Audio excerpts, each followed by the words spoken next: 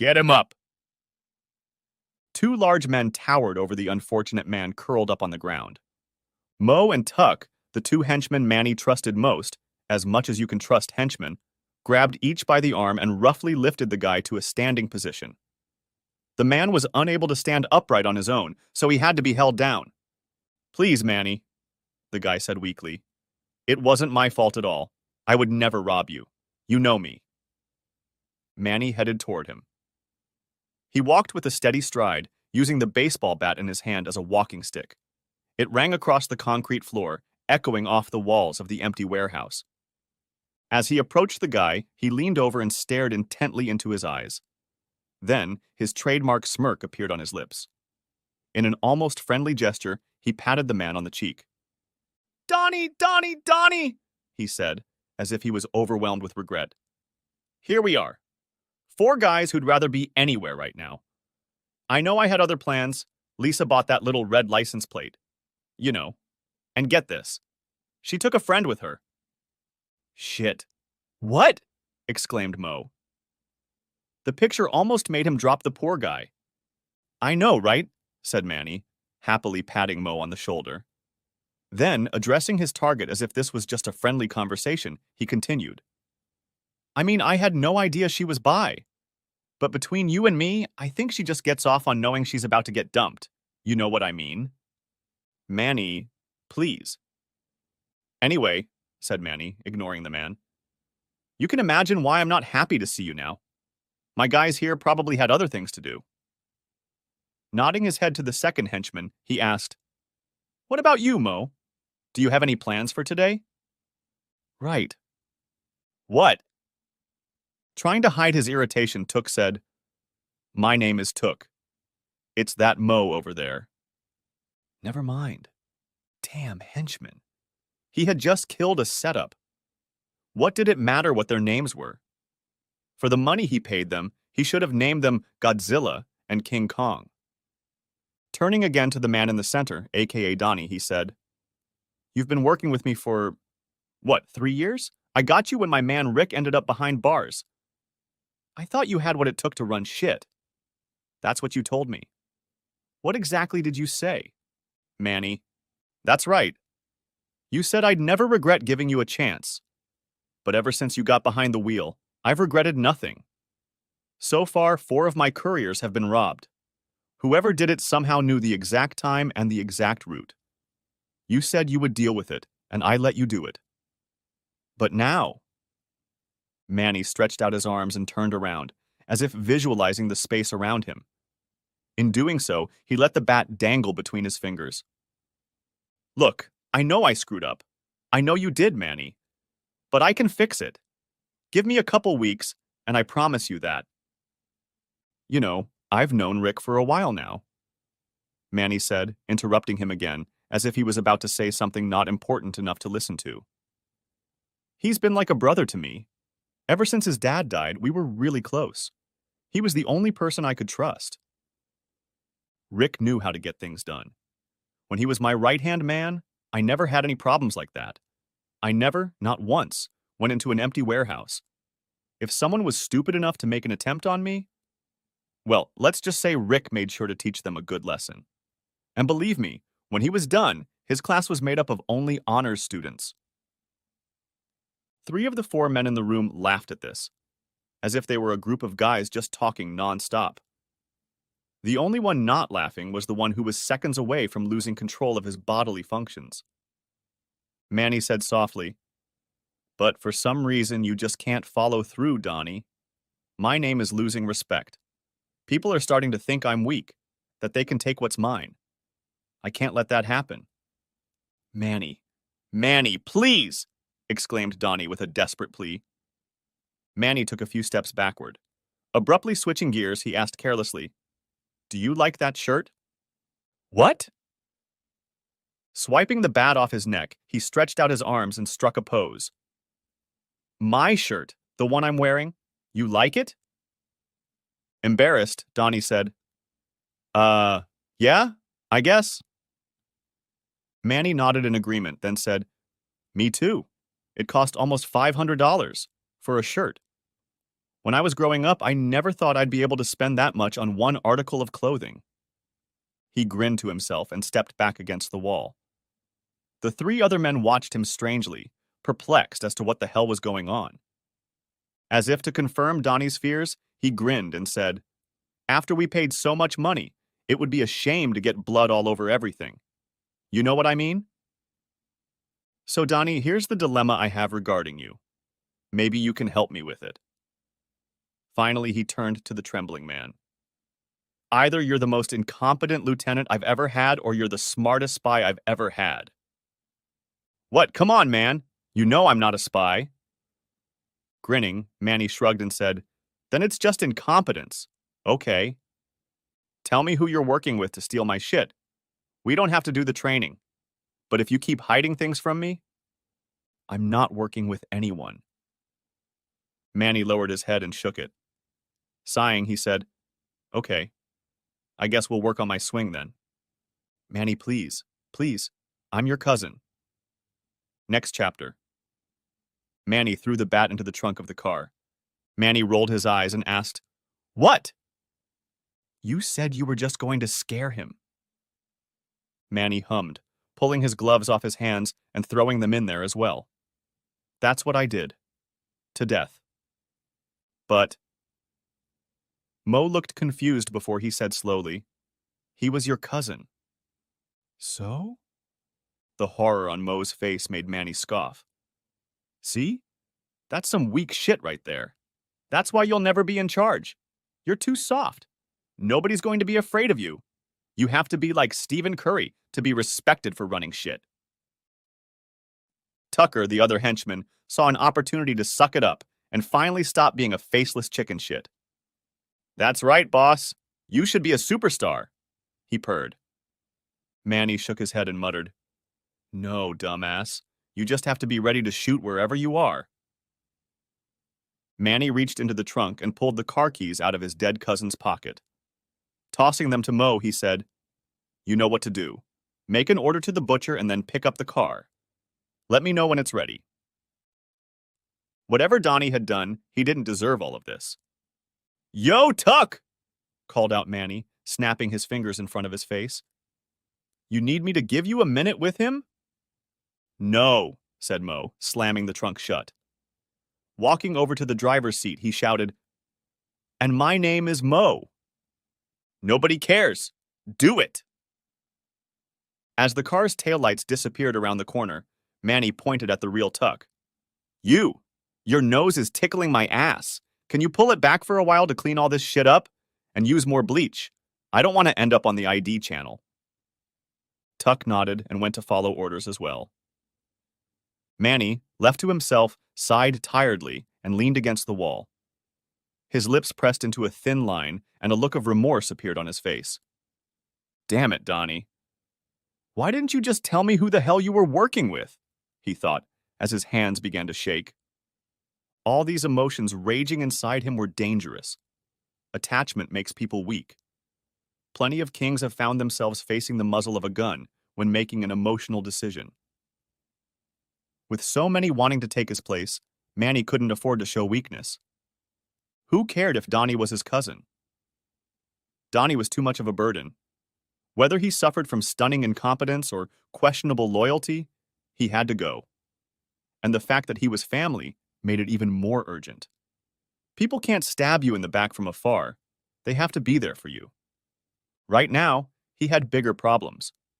His real problem was a series of questions he had no answers to.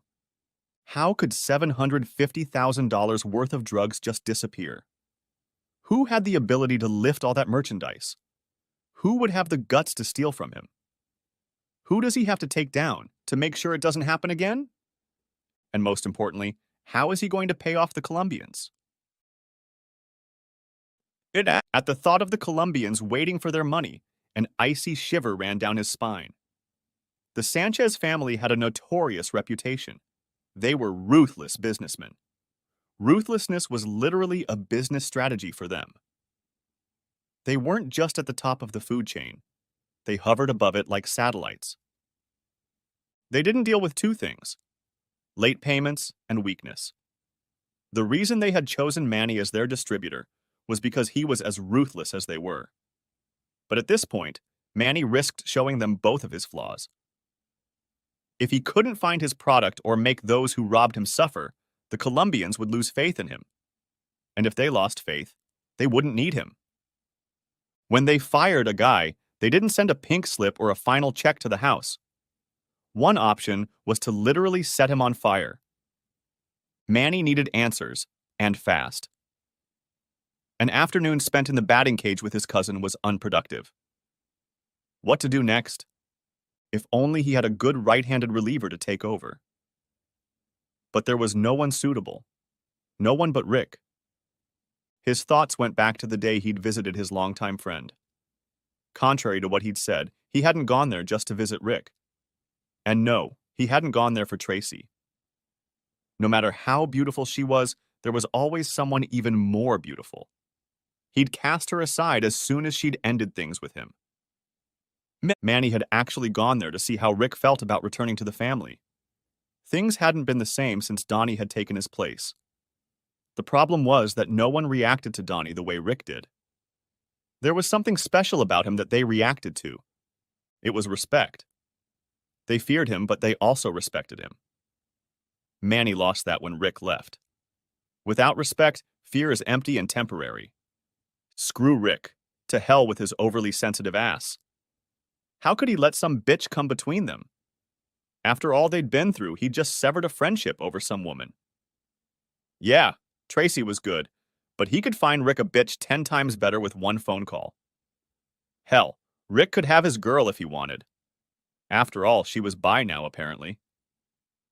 Why couldn't Rick realize that Manny had actually done him a favor? Didn't he realize that women who looked like Tracy could pick on men? Especially women with her considerable talents. It would be nothing for her to pull some rich, college-educated man with a 401k and a stock portfolio. This guy would try to steal her, make her his. He would never let her go. He would buy her anything her heart desired to make her fall in love with him. How would Rick be able to compete with him when he got out? He was an ex-con with no job, no education, and no way to provide her with the lifestyle she was used to before he went to prison. The guy who would steal her away would be able to give her everything Rick was giving her, but he'd do it legally. And with Tracy's mom playing cheerleader, Rick wouldn't even have a wife to come home to. Hypergamy. It's a real thing. But Manny wasn't one of those things. When it came time to back out, he didn't get upset. He didn't try to steal his wife away or force her to choose between them. He understood the situation for what it was. He was just a confidant to fill the loneliness, a surrogate body to warm her when she felt the itch. That was his role, and he stayed in it. In his opinion, it was better that he was the one on standby, not some other guy. You're welcome, Rick. But of course, Rick didn't notice any of that. He didn't like it when Manny stepped in for the team. It was a dirty job, but Manny did it without complaint. Sometimes he was just a humanitarian. Besides, Rick didn't remember his book staying full with money from Manny's pocket. His child was fed from the same purse. Yet all Rick saw was pain, betrayal, and heartbreak. As befits a weak bitch, why does Rick keep pretending he's the same guy? He's not. He's a wolf. And right now, Manny needed that wolf on his side. How could he get through to Rick? The old Rick, not this sad, sullen pretender. An idea flashed through his mind. He glanced at his watch and nodded, noting the time. Maybe he should make a trip to Walmart. They often bragged about having everything a man needed under one roof. It was quite possible they might have the answer to his little problem as well. Manny picked up his shirt and put it on. As he buttoned the buttons, he groaned through clenched teeth. Damn! He shouted out once again. Despite all his caution, he had somehow stained his collar with blood. More than likely, it was Donnie's blood. So the shirt had gone from his favorite to evidence that could be used against him. He had no choice but to burn it. Why did things like this keep happening to him? He was just a businessman trying to get his piece of paradise. Next chapter. Tracy blew a large pink bubble out of her mouth, then sucked it back in and burst it several times. When the bubble stopped making a satisfying sound, she made gum with her tongue for another bubble. Next customer in line. She said it in a professional voice, carefully hiding the irritation she felt. Money transfers, Western Union, stupid questions, complaining about long lines. This was her day. This was her day. It was her life. One of the perks of working in customer service, however, was the view from the window. From where she sat, her eyes could see everything that was going on in the front of the store. She could see who was coming in the doors, who was coming out, who was trying to steal, which cashier was being lazy, which cashier was being lazy. Everything. So when she looked up, she gasped in surprise and horror when Manchester goddamn Childs walked into the store. You could practically hear the sharp gasp as all eyes, devoid of the Y chromosome, turned toward the entrance. The lust factor in the room intensified as Manny entered the hall with the confidence of a celebrity on the red carpet. His appearance couldn't have been more grandiose as he moved in slow motion to the music. He hadn't come for shopping. Tracy realized it as soon as his eyes, covered by Ray-Ban glasses, turned in her direction. Without pretending he had any other motivation for coming to Walmart, he walked straight to her table, leaving a plume of pheromone cologne behind him. "I'm next," he said to the guy standing with his girlfriend at the front of the line. The guy looked like he was ready to object, but Manny looked him straight in the eye and said, "Brother, don't let this cost you 1,000 hospital bills." Was saving face in front of his girlfriend worth the smoke that would follow? The man looked between Manny and his girlfriend as if trying to solve the very mystery. Little did he know that he had already lost.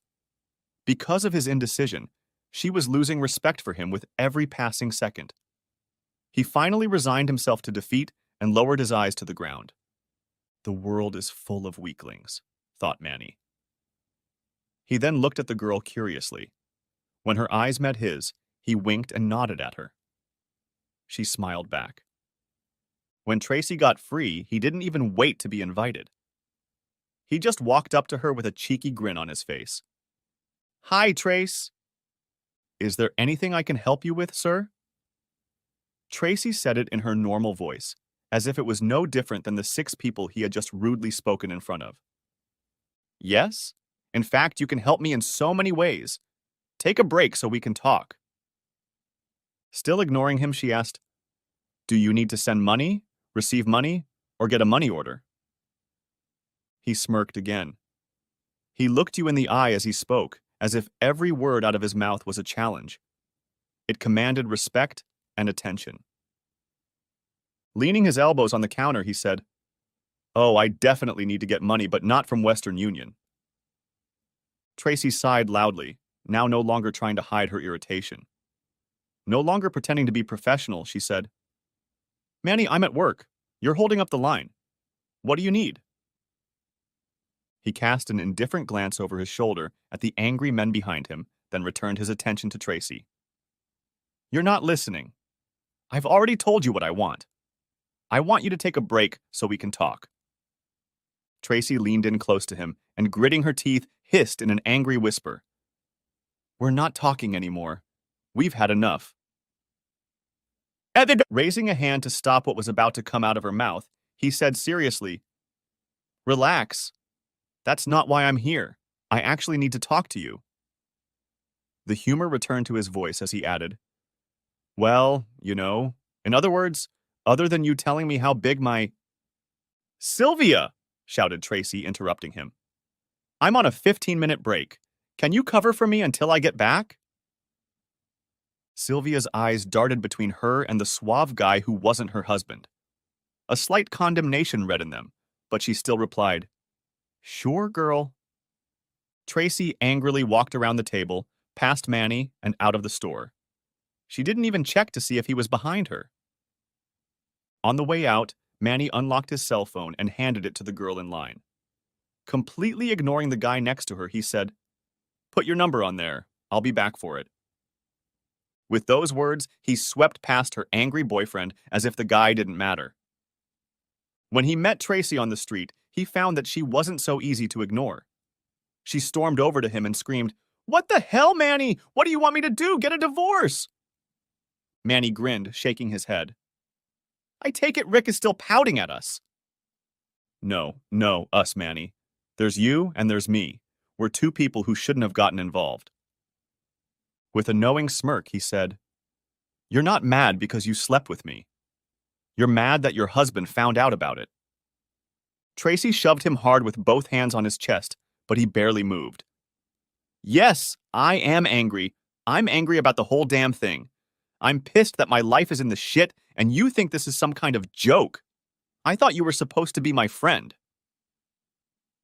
The cocky grin left Manny's face for the first time. It was replaced by a genuinely contrite expression and a nod that confirmed her words. Truth be told, he liked Tracy. He liked spending time with her. She made him laugh. Really laugh, which was rare for him. Having a girl like that was one of the many things Manny envied Rick for, though he would never admit it. He could always find a prettier girl, no doubt. But to find one he trusted the way Rick trusted Tracy, never. "My bad, Trace. You're right. I was being an ass. I'm sorry you're going through a rough time." There wasn't a hint of sarcasm in his voice, so maybe he was even being serious. But with Manny, you never know. Tracy crossed her arms over her chest and looked away. "If he finds out you're coming to my work, I'll have an even harder time. He hardly notices me as it is." Then, turning to him curiously, she asked, "Why are you here?" "I need your help with Rick. You need to make him forget about this." Narrowed, skeptical eyes looked at Manny. "Why are you suddenly so concerned about his emotional state? You haven't even tried to call and apologize since you two fought." "I was trying to give him space. You know how he is." Tracy hummed and nodded understandingly. If anyone knew how stubborn Rick was, it was her. Feeling like he'd caught her on the hook, Manny gave her an innocent Oscar-winning look and added, "I just miss my friend. That's all." "Yeah, but I miss him too." She said this with sad eyes that stared into the ground. Feeling encouraged by the direction the conversation was taking, Manny asked, "Isn't there anything you can do to, soften it up? I know for a fact that you have certain skills that would make it impossible for him to get mad at you." With those words, he went too far. Tracy looked at him with a shocked look and pushed him again. "You can't talk to me like that, or look at me the way you do. That's probably what raised his first suspicions." "The way I look at you? Like a child looks at candy." Manny couldn't help but lick his lips. He couldn't help himself. Her comparison to candy made him wonder what she tasted like. And what she tasted like was sweet. Pointing her finger at him, she said, "See? That look right there." Manny groaned, but held his hands up in a sign of surrender. Okay. You're right. I'll have to work on that." She crossed her arms again and looked at him incredulously. She didn't believe the whole "I miss my friend" nonsense. He was up to something. "Maybe you should give Rick and I some privacy. Hopefully, he and I can find a way to work through this. If that happens, after a while he'll be able to forgive you too." Manny frowned. This schedule seemed awfully long to him. He didn't have time to wait for Rick. He needed answers, now. "I understand you, Trace. Really, I do. But this isn't working for me. I need you to work on your man a little faster. I can't get him to forgive me, let alone you." He lowered his voice and said, "Sure you can." He tried to appear nonchalant, but there was an urgency in his eyes and in his voice that made Tracy uneasy. He wasn't suggesting, he was ordering. The only thing that brought Manny out of his playful, arrogant demeanor was money. And when Manny didn't get money, he became very, very dangerous. He didn't need his friend Rick. He needed Rick the killer. The chill that ran down her spine made her wince, and all the hairs on the back of her neck stood up. She'd seen Manny bullying before, but it had always been directed at someone else. But now, to be on his side was so scary. There was no way she wanted to drag her husband into this. Not again. She'd already lost him once before because of his criminal lifestyle. Last time, she had just sat back and enjoyed the illicit fruits it brought. But now that she knew how much those expensive gifts really cost, she wanted nothing to do with it. She'd rather die penniless than lose Rick again. She had to get Manny out of here. Okay. She lied in a thin voice. If I can get him to finally talk to me, I'll see what he has in mind regarding you. Thanks, Trace. I appreciate it. She tried to pull away, but he grabbed her arm and pulled her against him. His grip was firm, almost to the point of pain. Looking carefully into her worried eyes, he said, I believe in you. I know you can do this if you really want to. Don't disappoint me. Then she wrenched her hand away and headed back to the store with a quick step. Gloomy thoughts began to creep into his head, but he pushed them away. He could feel the walls of time closing in around him. For the sake of all of them, Tracy had better be able to reason with her man. If she couldn't, Manny might have to get more creative. As much as he wanted to use these tactics on his girlfriend, he no longer had a choice. Just as he was about to head to his car, the girl he had given his phone to appeared through the sliding doors. He had completely forgotten about her. Giving her his most charming smile, he said, There you are, pretty girl. I thought I was going to have to run after you to get my phone back. She gave him a token look as she held out her phone to him. He took it and noticed that Cheryl had done exactly what he had asked her to do.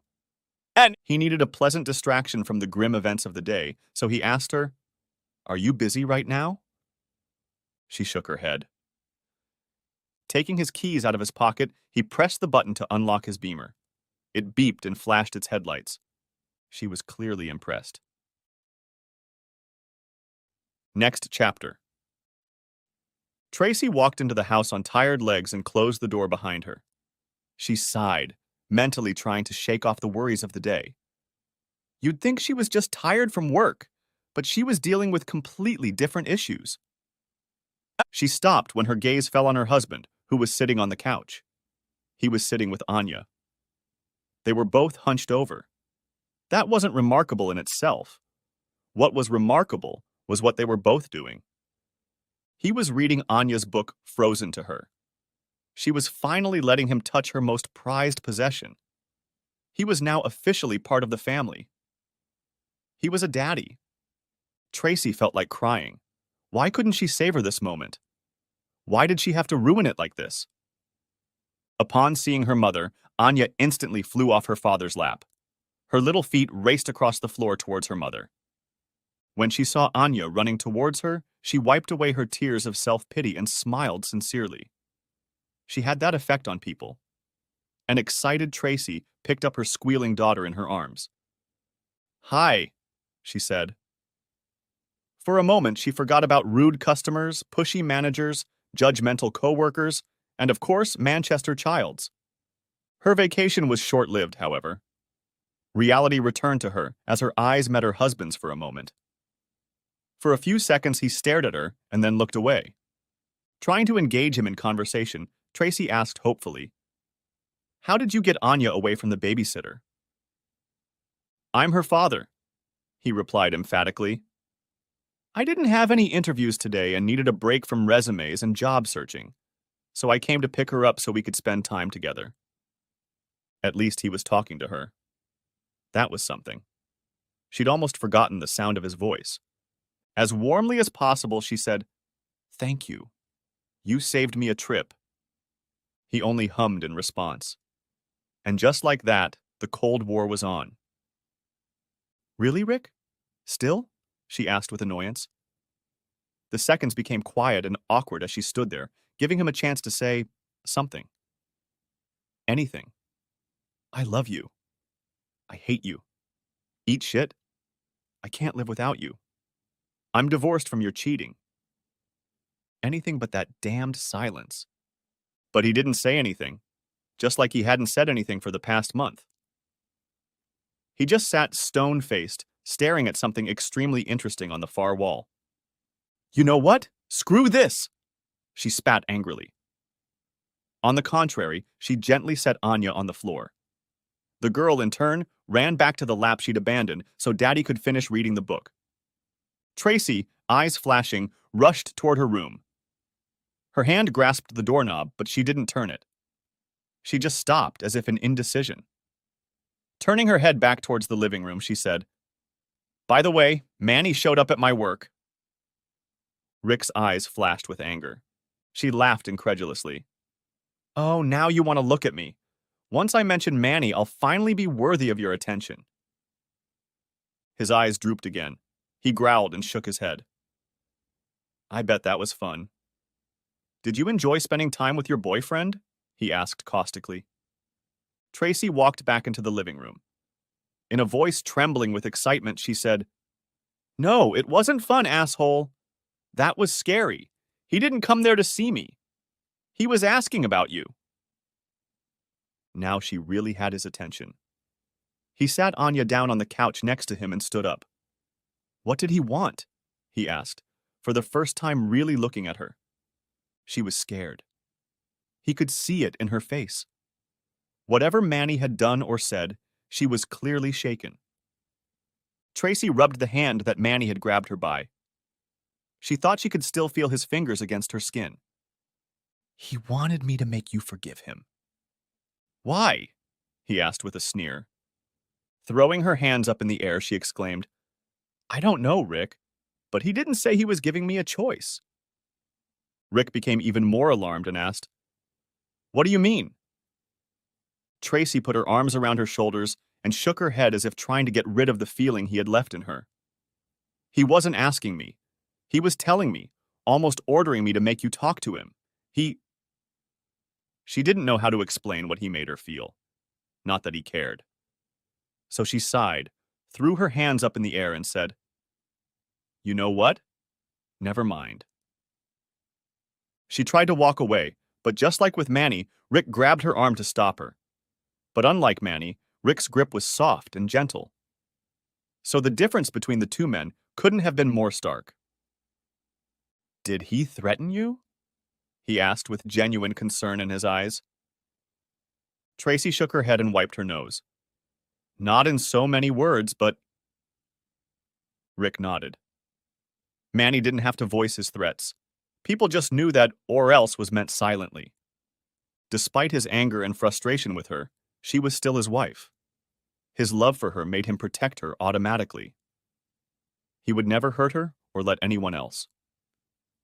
With a determined look, he grabbed her shoulders for the first time in ages and pulled her to him, hugging her reassuringly. Pressed against his hard chest, she closed her eyes and exhaled. Suddenly, all the emotions she was feeling came rushing out of her in hot tears. She stood huddled against her husband's chest and cried. "Don't cry, Mommy," said Anya, sliding off the couch and running up to her.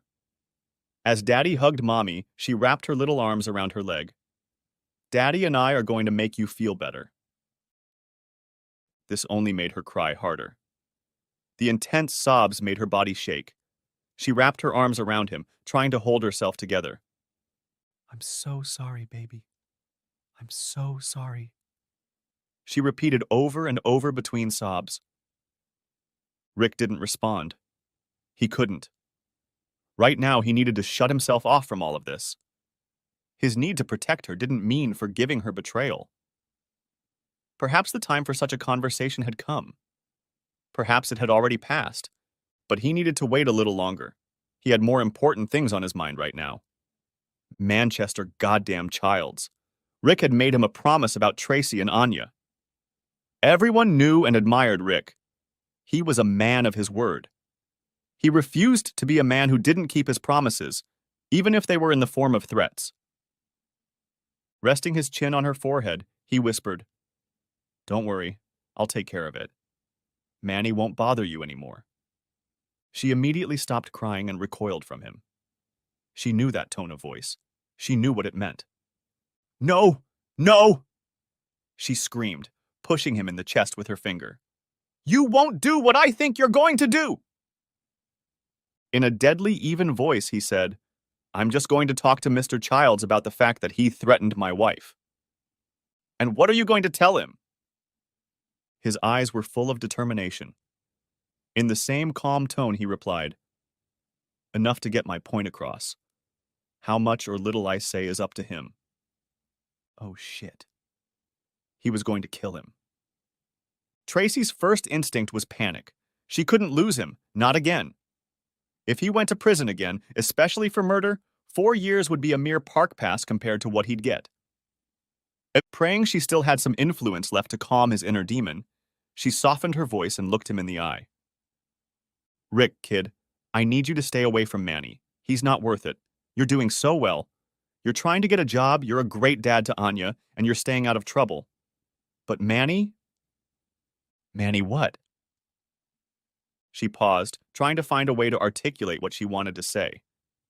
She didn't want to patronize him, but she also didn't want to anger him with wording that would make him look weak. Left with no choice but complete candor, she said, Manny is still a bad influence on you.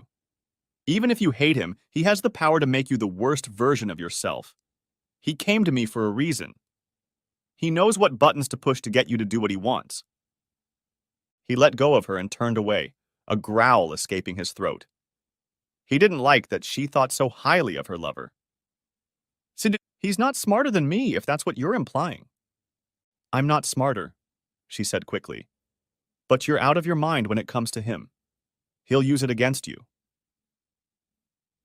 They were interrupted by Martha's presence. She, too, had just returned from work. Sensing the temperature in the room, she turned to her granddaughter. Anya, baby, let's go to the store for ice cream. And are there any other words more musical to the ears of a 5-year-old?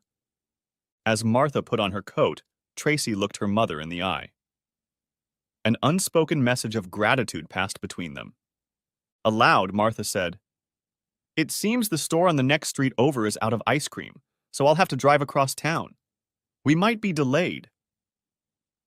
Without waiting for an answer, she took her granddaughter's hand and led her out the door. For the first time in forever, Rick and Tracy were alone.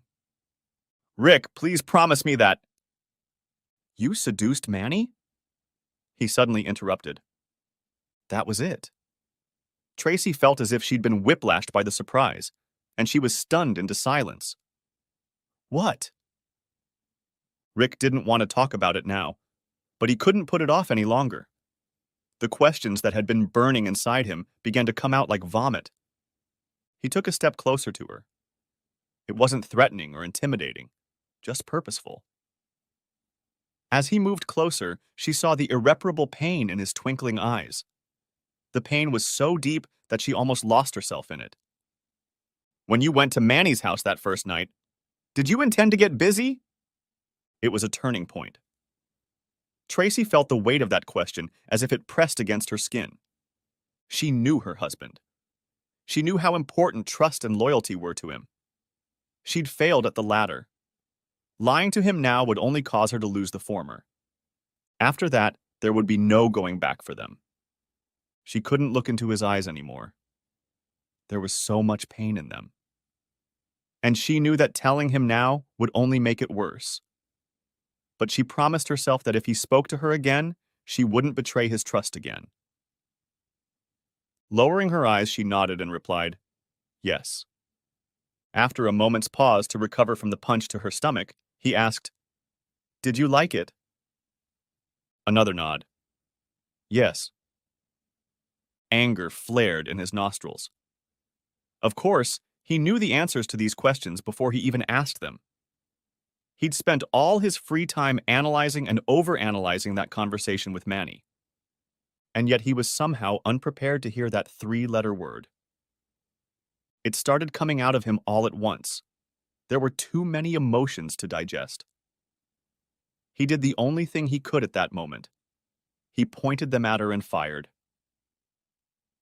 How could you be infatuated with a man like him? I mean, he's evil. But you found him attractive enough. Why? How? Tracy tried to answer quickly enough. Her brain wasn't keeping up with her. Baby, is it about the money? He threw out before she could finish her thoughts. The more he spoke, the more misery poured out of his words. Is that what you see in him? Because that's what the other dumbass bitches see in him. They see cars, clothes, jewelry, and they don't care about the rest. But you're not like that. Please tell me you're not one of them. No, it's not like that at all. Then what was it? I have to know. I have to make sense of it. If not, it will drive me crazy. Because I was mad at you! She finally shouted out in an uncontrollable outburst. Suddenly, her beautiful almond-shaped face changed. Creases appeared on her forehead, her eyes narrowed. Pain mingled with anger. In a voice harsh and strong but not shouting, she said, "How could you leave me like that? You left me, Rick. You abandoned me for 6 years after you promised you'd always be there for me." I had no choice. Yes, you did, she shouted, jabbing a finger at his chest. Surprised by her outburst, he took a defensive step back. But she wouldn't let him do so. The space between them that he had created immediately closed. Gripped by rage and pain, she declared, "You can't play the victim by abandoning me. Don't you dare. You weren't kidnapped, Rick. You were arrested. You were handcuffed, thrown into a police car, and taken away for the crimes you committed. You were convicted in court for the crimes you committed. You were sentenced to 6 years for the crimes you committed. So don't stand there and tell me you had no choice." This time, Rick's mouth didn't work, and not willingly. He fell silent at the realization that he had no justification for her words. His silence only encouraged her. She was just getting started. Nah. Do you know what it's like to watch them take everything from me? The house, the cars, the clothes, you? I was left with nothing and no one. But I'm still left with you, because my world ends where you begin. After all this, after all that shit. You had a second chance to come back to Anya and me. All you had to do was tell them the truth about Manny. I could live without money and a house, but not without you. I needed you.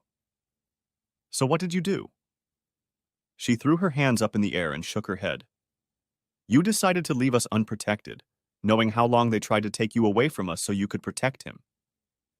A weight of suppressed pain came over her. She'd held it in for so long, crushed it inside her. She wanted to be strong for Rick because she knew it was hard for him to be locked up. She didn't want him to know how much he had humiliated her, how much he had hurt her. But those feelings wouldn't go away, no matter how much she ignored them. Ironically, if she didn't talk about them, they grew stronger. She crossed her arms over her chest and hugged herself. Tears moistened her face. All she could do was look away and try to pull herself together. Rick wanted to object. He wanted to say something at least. But even with all the unreasonable anger building up in his stomach, he couldn't help but admit she was right. And if he'd made a different choice, things would have turned out differently. He wouldn't have left, and the two of them would have led normal, boring lives. His wife, however, was overlooking one small detail: her choice. "You chose me, Tracy," he said, looking directly at her. There was no malice or anger in his voice. He said with honest determination, "I never, not once, lied to you. I told you exactly who I was. The expensive gifts I bought for you, you knew where the money came from. All the times I left you in the middle of the night and came back with bloody clothes to burn. You never once asked me about it because you knew. You were with me of your own free will, knowing what you knew. Just as I chose to do what I went to jail for, you chose to be with a man who could have gone to jail. So no, you can't play the victim either."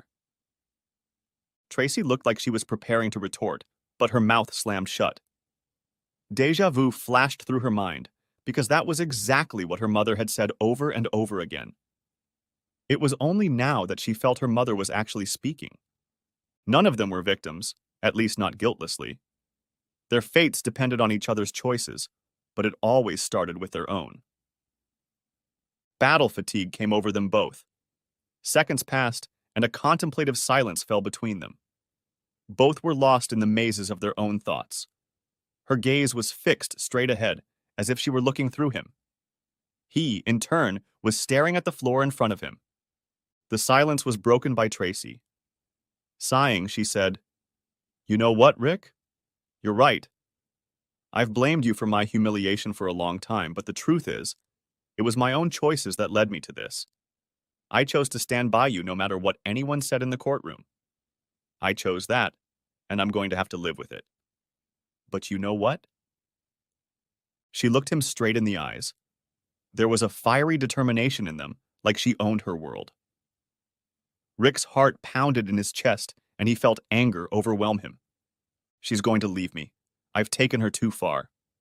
The moment he felt the cold blade of the famous sword, her eyes softened. She reached out her hand, taking it gently. "I would choose you again. I will always choose you because I don't know how to be without you. Manny can't change that. My mother, being broke, or even you can't change that. No matter how many times I have to choose you, I will always choose you, even when you don't choose me." She stood with a sad expression on her face. Looking at him, she finished, "But I hope you will choose me." With those words, she left the room. Next chapter. Rick sat in the chair for what seemed like hours.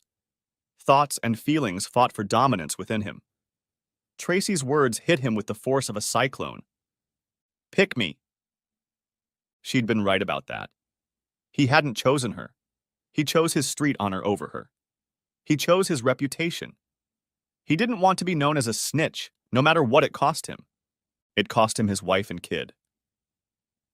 Manny may have been like a brother to him, but his real family was the woman in the courtroom who cried as the police took him away. The pain in her eyes was incomparable to anything else. Rick considered himself indebted to the man who kept the money in his accounts, but really, he was indebted to the woman who begged his mom to give her a car so she could drive 3 hours to see her husband. Money is easy, especially for someone like Manny. Love and time are irreplaceable. That's what Tracy had given him. That's what she had chosen to give him. Part of Rick felt like he should forgive her, and the other part was telling him that he had every reason to never speak to her cheating ass again. He had so many questions and so much pain in answering them. His head was full of images he wished he could forget if he could. Without forgetting, he would never be able to forgive her. But this wasn't about forgiveness, at least not yet. It was about choices. Rick rose from his chair and headed toward Tracy's room. He almost thought he'd find the door locked, but that wasn't the case. The knob turned easily, as if it had been waiting for him. He swung the door open and saw Tracy lying in bed facing him. She was curled up in a ball. Rick heard sniffling. He stepped into the room and closed the door behind him. The mattress groaned, sagging under his weight. Aware of his presence, Tracy still remained curled up. He placed his hand on her thigh. Her hand ended up next to his and lay on top of his. But she still remained in place. Sighing, Rick said, "I have so many questions, Trace. I wish I could just forgive you. I know I should. But there are a lot of things bothering me." She didn't acknowledge it, at least not directly. In a voice devoid of energy, Tracy said, "I'm tired, Rick. I'm just really tired." He knew she wasn't talking about going to bed. He nodded his head sadly. He was very tired, too. Her hand clenched tightly around his arm. At the same time, he felt her pull him with her. Knowing what she wanted, he gave in, lay down behind her, and pressed his whole body against her. She wrapped her arm tightly around his waist. He had to admit it felt good. It felt right.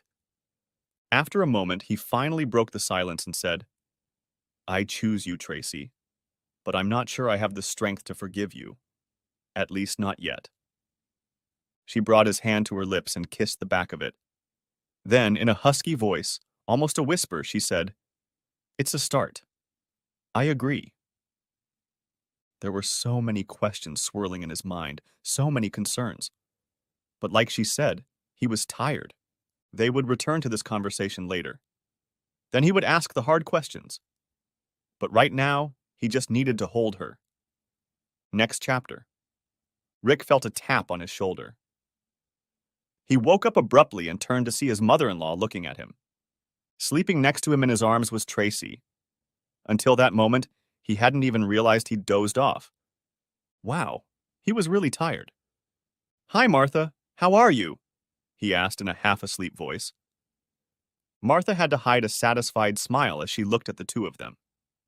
Nothing in her house was broken or damaged, so she could only guess that their conversation had gone quite normally. But that wasn't what she cared about right now. Something strange was going on, and it involved her son-in-law. "Some woman in my living room is asking for you." Confused, he replied, "Huh? Who?" "I think you need to go outside and talk to her yourself." Rick got up and went into the living room. Sitting on the couch was a woman he knew well, a woman he had known years ago. "Cynthia?" When she saw Rick, she jumped up from the couch, ran over to him, and hugged him. There were tears in her eyes. "Rick," she said in a shaky voice, "please, we need to talk." Part 2. What the hell is this? Thought Manny, awakening from a pleasant slumber. Who is this woman? It wasn't his girlfriend, Lisa. A vague memory of yesterday came over him. He remembered the batting cage, the trip to Walmart to talk to Tracy about convincing Rick to take the goddamn program. What was her name? Yeah, Cheryl. What a thing to find at Walmart. After returning Cheryl to his penthouse suite, he began mixing drinks at his bar. His mixed drinks had the desired effect. Cheryl relaxed, as did her inhibitions. Unfortunately, as the drinks flowed, his memory became increasingly hazy. Lifting the blanket, he peeked underneath to confirm his friend's identity. Scraps of memories surfaced in his mind. He definitely had fun last night. There was an insistent noise in his ear, the same one that had once awakened him from sleep. By now, he was awake enough to realize it was a cell phone. He reached over to the nightstand and picked up that pesky cell phone to see what dead person was calling him at 2:48 in the morning. He half expected it to be Lisa wondering where he'd been missing and why he wasn't returning her calls. He hasn't seen or spoken to her since yesterday. Picking up the phone, he was surprised to find that it wasn't Lisa calling him. However, it was another woman he was looking forward to seeing. In a lazy but cheerful voice, still hoarse from sleep, he said, "Hi, Trace. Didn't expect to hear from you so soon. Tell me you have some good news. Maybe it's time for Rick and I to make up."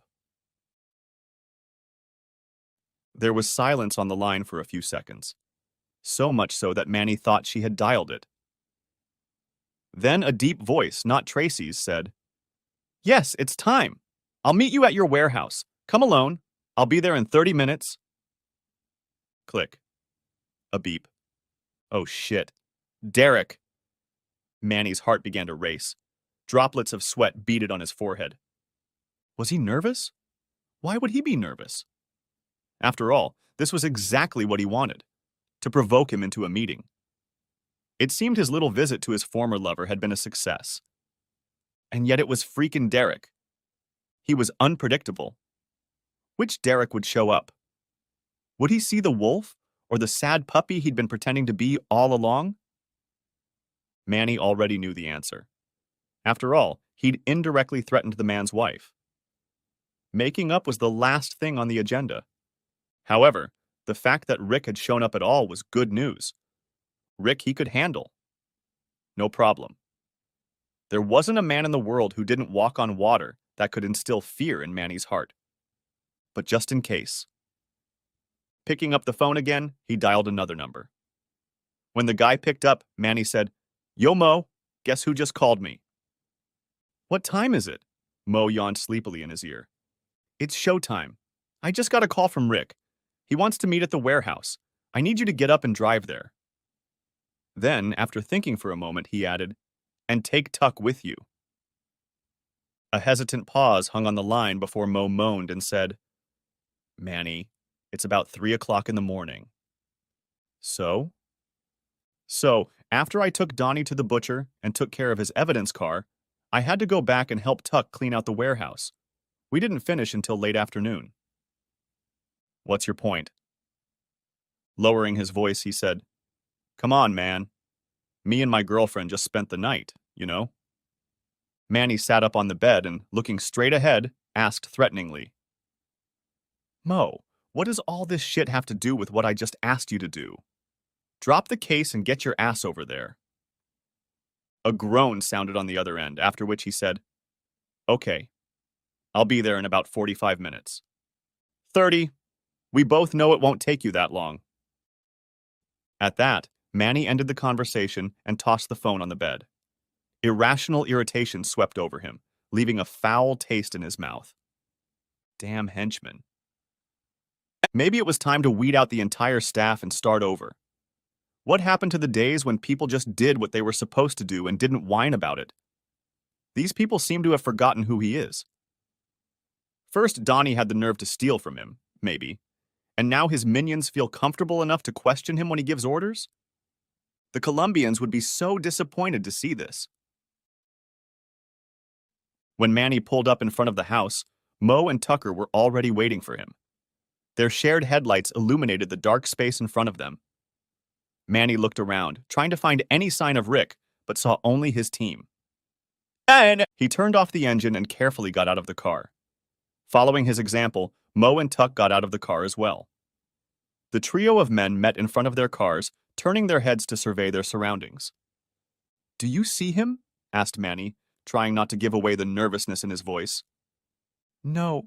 Are you sure he said he'd be here? Oh, he's here. Manny grinned to hide the feeling of anxiety creeping up his spine. Then, in a cocky voice, loud enough to cause an echo, he shouted, Are you here, Ricky? Silence ensued. Only the crickets answered him. Manny dropped his hand to his waist and strained his ears, hoping to hear an answer. He didn't know what game Rick was up to, but it would be a shame to make Tracy a widow tonight. The silence was interrupted when a voice came from behind them. Yeah, I'm here. Turning around, they saw Rick step out of the shadows and walk calmly toward them. Manny cast Rick a glance around, looking for signs of some sort of deception. In a half-joking manner, he asked, What the hell is this? You're Batman now? Ignoring Manny's attempt at a joke, Rick said, I see you didn't come alone like I asked. Apparently you needed some emotional support from the cheerleader. Then, tilting his head and smirking, he asked, Are you afraid of me, Manny? Manny pretended not to notice the look Mo threw at him.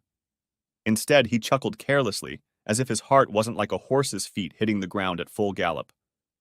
His hand gripped the pistol on his belt even tighter. Don't flatter yourself. That unafraid demeanor worked on everyone else, but not on Rick. He noticed Manny's hand, the slight tremor in his voice, and the way he adjusted to Rick's movements to ensure a controlled distance between them. Rick was making him nervous, and both guys knew it. Good. Right! Rick hummed unconvincingly, walking past them towards the warehouse. Turning his back to them, he asked caustically, And they were with you when all your shit got stolen? That stopped all three men. They looked at each other with questions in their eyes, and then looked at Rick. How did he know about this? Manny's eyes narrowed suspiciously. Within seconds, his hand was no longer on his belt. Nor was the gun. It was snatched from its hiding place and displayed directly in front of him. The barrel was aimed right at the back of Rick's head, and his finger was clenched. Before Manny could begin his interrogation, Rick calmly turned to face the nozzle as if he expected to see it. No, I didn't steal your product. He answered the unspoken question with a tinge of impassioned irritation. He said it as if it was stupid to even think about it. Manny studied him for a moment, but the only thing he saw was a nonchalant poker face. As if waving him and the gun away, Rick turned back toward the warehouse. He stood at the door, utterly bored, waiting for one of them to open it. How do you know about this? Asked Manny, still not lowering his scope. He looked at Mo, however, and with a nod of his head, he pointed at the door for him to open it. If he was going to stuff Rick's lying ass with some hot shit, he'd prefer it be inside, where he could control the sound of gunfire. The door opened, and the trio stepped inside before Manny locked them in. Only now he relaxed a little, though his gun was still pointed at the target. Rick was in his house. This was his world. Here he was a god. He decided who lived and who died. For Rick, entering the warehouse was akin to going back in time. It had been years since he'd seen it. He felt as if he had entered the school during a high school reunion. A flurry of old memories mingled with what had been added since he'd last seen him. Rick looked around nostalgically. Manny cleared his throat impatiently to bring him out of his reverie. "Answer my question, bro," he ordered, his fingers dancing over the trigger. Rick finally looked up at him, chuckled lightheartedly, and said, "Everybody knows you got mugged, dumbass. You can't keep something like that quiet. The streets are talking."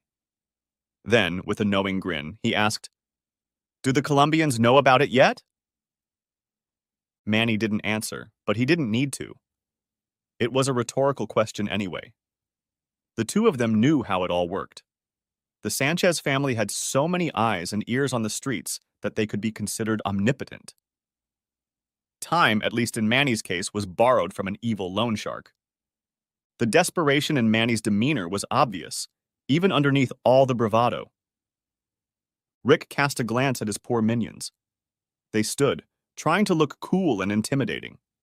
He remembered Took and Mo. Before he'd been locked up, they'd been a couple of small-time thugs robbing 7-Eleven-S and liquor stores. How they'd gotten into Manny's personal squad remained a mystery. It wasn't that hard to find out, though. They were big, scary-looking, but most importantly, dumb as hell. They were so dumb that they didn't even have the brains to be scared that they were totally screwed. When the Sanchezes come for the king, they usually clear the entire chessboard. Queens, knights, pawns, everything. If these two henchmen knew what hellfire awaited them, they would have had the same worried look in their eyes as Manny. Rick asked carelessly, "Where's Donnie?" Both henchmen looked at Manny with an awe expression. Rick looked around the room and cast a curious glance that turned to disbelief when his question was practically answered on its own. "Holy shit, you're kidding me!" he exclaimed. "Tell me you haven't done something as stupid and dirty as killing your own cousin." The guilty silence made him pinch the bridge of his nose sharply and sigh. Of course he'd killed Donnie. As Lieutenant Manny, he'd be the logical scapegoat, and we all know that scapegoats are the first to be sacrificed for the greater good. At least say you're absolutely sure he's the one who robbed you. Say he gave you valuable information about where you can find your goods. And for God's sake, tell me you didn't do the whole batting cage thing. Unblinking, wide-open eyes again. For God's sake! How do you idiots manage to survive without me? He asked rhetorically, amused by his own question. Manny needed to shut Rick up. The sportswoman and Scarecrow looked like they were ready to sing like a teenage pop group, and these know-it-alls were on a roll. For a guy who had no interest in returning to the game, he definitely had a lot of intimate knowledge. Narrowing his eyes, Manny said, "Unbutton your shirt." That only made Rick chuckle. "What? You think I'm wearing a wire?" By this time, Mo and Tuck were beginning to realize what was going on. Looking at them with heavy, wary eyes, they too drew their guns and pointed them in Rick's direction. Without the slightest hint of a smile, Manny repeated, "Open up." The tension in the room was building. It was only getting worse with each passing second. One movement of a finger, a cough, or even a sneeze could cause the direction of the night to take a deadly turn. Rick cast the three of them an aggrieved look for a moment. "I'm not a snitch. You of all people know that." Manny's only movement was a small smirk and an unconvincing hum. His aim remained true, as did the aims of his minions. Rather than let it annoy him, he decided to have a little fun with them. He took off his shirt comically, as if on a club scene. He helicoptered it over his head and threw it to the ground. But even the humor didn't help ease the tension. Manny remained utterly serious. There was pure venom on his face now. If need be, he was ready to end his second life in 2 days. With a nod of his head, he ordered his minions, "Pet him." They holstered their weapons and cautiously approached Rick. He didn't even resist. He just spread his arms and stood looking at Manny while they searched him. When they were done, Tucker said, "He's clean." Shaking his head, Rick asked Riley, "Does that turn you on? Are you sure you don't want to get the full brunt of this?" Finally, Manny lowered the gun. However, his paranoia wasn't ready to put it away. He just held it in his hand. Out loud, however, he asked, "So did you come all this way to see the old hangout spot? Or do you really need something?" Rick snorted angrily. With an angry look on his face, he admitted, "Actually, I wanted to punch you for that little stunt you pulled with my wife yesterday. But you didn't come alone like I asked, so—" Finally, Manny smiled and chuckled. It was the first thing from Rick that he actually believed. "Well, don't let Tuck and Mo stop you," he said invitingly. "And they're not stopping me," said Rick, oblivious to their presence. "In fact, it was Tracy who talked me out of it. She doesn't want me to go back to jail because of you. Although I doubt there's a single cop who wouldn't pat me on the back for getting rid of you." Manny couldn't help but feel a rush of nostalgia. Frankly, he missed the man. Rick's arrogance in thinking that three men with guns couldn't stop him from doing what he wanted was so comical that it was impressive. Manny put the gun away with an amused expression on his face. At that, he said, "You'd be surprised. Half of them either work for me or are regulars." Rick could only shake his head in disgust. "Are there any good cops?" "I'm sure there are, but he's probably sitting in Narnia somewhere, riding a unicorn and chasing a leprechaun." They both laughed, for the first time since it became clear that Tracy was a disgusting case. For a moment, Rick almost forgot that he hated the man. In that brief exchange, the friend he remembered appeared. Manny was like music. His fun, charismatic, and laid-back personality could get stuck in your head, even if you didn't intend it to. You could hate him to the core and yet hum his tune for hours. Rick's frown at Manny softened. Quite sincerely and openly, Rick said, "I need to cut you out of my life forever." "What do you mean?" "In the sense that you've been my best friend, Manny. Honestly, I don't think anyone other than Tracy will ever be as close to me as you are." Manny nodded in agreement. He felt the same way. "But—" With a sigh of regret, Rick continued, "You don't realize how toxic you are to those around you. Look how you treat the guys who let you close. You entertained my wife when I was locked up. You threatened her to get her to do what you wanted. You even destroyed Donnie. Truth be told, bro, you're not a very nice man." Few things could pierce Manny's Teflon skin. He didn't give a damn about his feelings or the feelings of others. Emotions were annoying little annoyances that made men weak and weakness the enemy. From Rick, however, that shit sounded hurtful. More than it should have. Manny's mouth curved again in an evil grin. Turning to the other two in the room, Manny said, "Watch this, boys. We're in for some entertainment tonight. Pastor Derek Morrison is here to teach us how to be better people." The other two chuckled. Picking up on the joke, Mo asked, "Boss, isn't this the guy who held Tommy up on the bridge to get information on the new team that was settling into your territory?" "Yep, that's the one." Tucker, not relenting, also asked, "Didn't he put Vinny in the hospital for 2 weeks? I saw him limping the other day. He hasn't been the same since." Nodding his head and grinning, he said, "Damn, Mo. You're right. He used to do that too." Everyone but Manny noticed that he was still confusing his minions. This time, they just let it pass their ears. There was no point in correcting him. Turning to Rick, Manny grinned and said, "Come to think of it, Pastor, I don't think you're the one who should be giving us these lessons. You don't seem to be a very nice person either." Rick laughed lightly and nodded his head. He'd known Manny long enough to not let crap like this hit him hard. In a calm voice, he said, "I never said I was innocent. I never even said I was a good guy. But at least the people who love me get love back." "Yeah, and look what it got you." The fire returned to Rick's eyes, filling them with anger. Manny, of all people, shouldn't have had the damn nerve to say such a thing. "Tell me what has to happen for you to be out of my life forever," said Rick, no longer hiding his calm. "There, now we're talking," thought Manny, closing the space between them. A calm and collected Rick made him nervous. Angry Rick, on the other hand, he was the one to deal with. In his cold, accommodating voice, he said, "It's simple. You're going to help me find the men who did this to me, make them suffer, and get the money I owe the Colombians. If you can do that, I will leave you. Besides, I'll give you enough money to start over. No more dead-end jobs, no more living with your mother-in-law. You and Tracy will be able to live like you used to."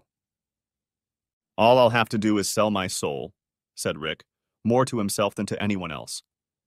"Sell my soul? What, am I the devil now?" Manny laughed and threw his head back. "When did you manage to become such a soft-hearted bitch? Did prison do this to you or Tracy? It's not worth—" It was all he could manage to utter. The anger in Rick's eyes was instantaneous. He moved so fast that Manny didn't even have time to reach for his gun. Before he knew it, Rick had grabbed him by his shirt and pinned him with his back against the wall. When Manny came to his senses, he was able to snatch the gun. Unfortunately for him, Rick was ready for him. Using his strength, he grabbed Manny's wrist and slammed his hand against the wall behind him. Flaring his nostrils, he growled, "If you mention my wife one more time, you'll be sorry. Do you hear me?" A sudden pain exploded in the back of Rick's head, forcing him to let go of Manny, and he collapsed to the ground. Stunned, before he knew it, the thugs were pouncing on him. "You should go home, Pastor Rick. This is a grown man's business. You're not a wolf. You're just—" pride. It often ruins a person. Sometimes people make egregious mistakes when seemingly everything is in their hands. Before he could finish that thought, Rick reached out and grabbed him by his shirt. Then he drew back to punch him. Mo practically folded into himself. It was more than enough to incapacitate him. Rick blocked his path. Reaching into his pocket, he pulled out a small photograph. It was wrinkled and tattered, as if the years had aged it badly. It was a picture of Anya, the same one he'd gotten when he'd been sent to prison. Every time he found himself in a situation where he thought he was going to lose control of himself, that picture brought him back. It was so beautiful, so pure. She needed a daddy. As if muttering to himself, he repeated, "I'm in control! I'm in control!" His breathing became more even, and the temperature of his rage gradually decreased. He closed his eyes and let the remnants of the rage fade away. He continued to ignore Manny, who was still standing in the background, transfixed by the fans' praise. And then, you hit him with an uppercut like, "Get over here." Rick finally opened his eyes, looked at Manny, and coldly inquired, "Will you ever shut up?" Manny stopped triumphant, and irritation flashed across his face. Pulling himself together, Rick shook his head and calmly walked around. "Has it gotten to you yet that all this is happening to you because you're such an asshole? You treat everyone around you like shit. Yes, fear and intimidation can work for a while, but what happens when it's over? Whoever did this to you wasn't afraid of you. Now you're asking for help from another guy you can't intimidate. And since you screwed up and, entertained his wife, now you have to bribe him with half of what he'll help you get back." Manny's hot head almost left him. He prepared to say something snide, but stopped himself. There was a subtle change in Rick's voice. Yes, he was being a total jerk, but there was more to it than that. "Is this a negotiation?" Rick only half smiled, but said nothing. Manny nodded as if to say, "Okay." Looking like he was deep in thought, he said, "Well, I was thinking more like 25%. Rick pretended to ponder that, then said, 75%. 75. What the hell? You can't go up." Shrugging, Rick replied, "And you can't entertain my wife. Guess we're both breaking all the rules, huh, Manchester?" Growling irritably, Manny said, "Fine. After I pay the Colombians what I owe, we'll split what's left 50-50. Damn, I knew this was going to cost me." Seeing the embers of rage flaring in Rick's eyes, Manny raised his hands in surrender and grinned. Guilty. My bad. He said it, not wanting to break the tentative truce that had just been made. When Rick had calmed down, Manny nodded his head toward his unconscious staff and said, "You'll be the one explaining to Beavis and Butthead why they're not getting paid." Rick looked at the sleeping men with complete indifference and grinned. "I'm sure I can convince them." As Rick strutted around the warehouse again, Manny watched him with a Cheshire Cat grin. He didn't like sentimentality, but it was nice to have his friend back. Sure, at the moment Rick hated him to the core, but things could change. Putting a lot of money in a man's hands could smooth over past grudges. "How much merchandise was stolen from you?" asked Rick with businesslike curiosity. "About 75,000. Rick nodded again. "How much did it sell for?" "I could have gotten about 2.5 for it," he said, pleased with himself again. After counting in his mind, Rick shrugged nonchalantly and began to slowly saunter away again. He stopped when he saw a strange coloring on the floor. To the casual eye it wasn't conspicuous, but to someone like Rick it was practically a neon sign. Tapping his foot on the stain, he said, "I see you didn't remove the plastic, or is it someone else?" "None of your business." Glaring, Rick replied, "It is my business. I'm not going to go to jail for you again. You're dirty and flashy. You do stupid things like that." "This," he said, tapping his foot on the discolored stain. "That's blood. Once those CSI assholes shine a black flashlight on it, it turns into evidence. If I'm getting involved in this case, I need to know who it is so we can get ahead of it." Grunting in agreement, he said, "Okay, that's Donnie. But that stain shouldn't be there. I told those two bastards to clean it up." Shaking his head disappointedly, Rick said, "I think you need to change your hiring practices." "Yeah, I'll have HR look into it."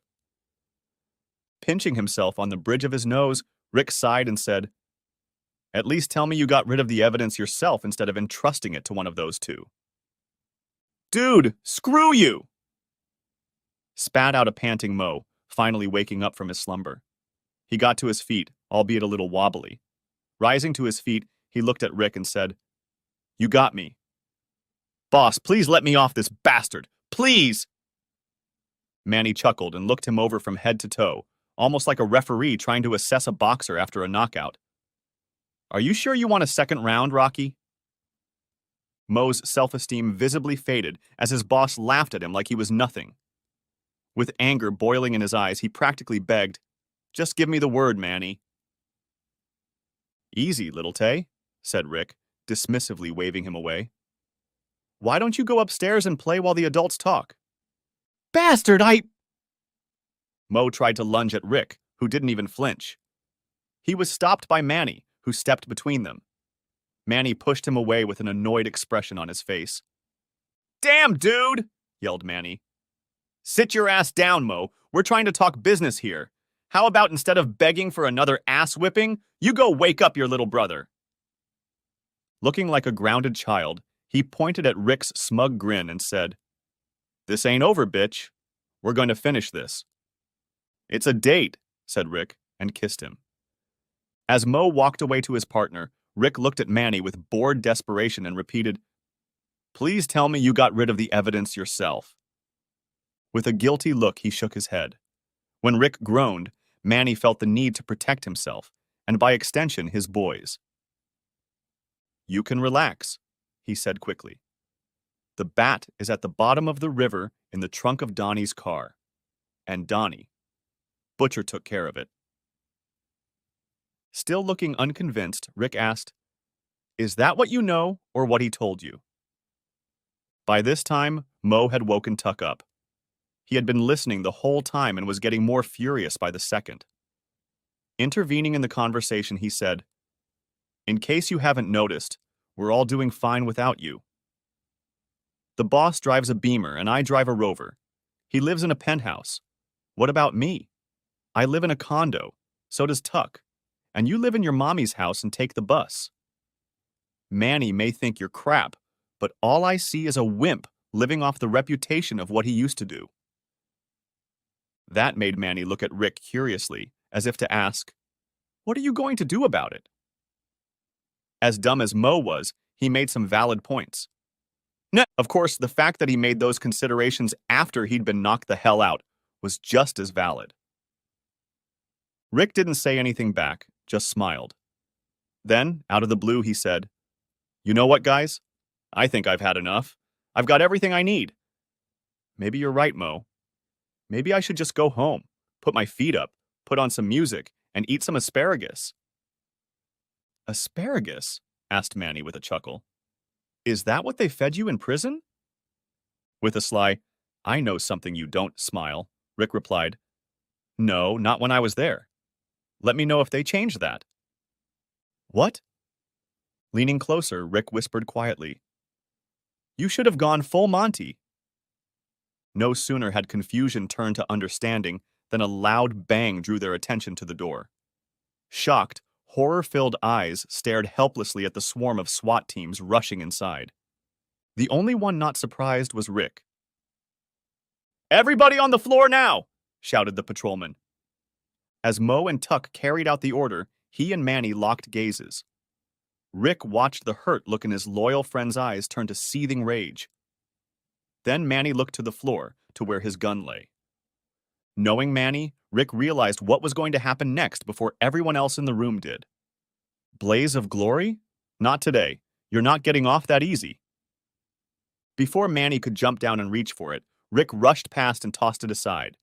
Having eliminated the possibility of suicide, the patrolman pounced on Manny, quickly pulling him to the ground. His arms were twisted behind his back and handcuffs snapped on his wrists.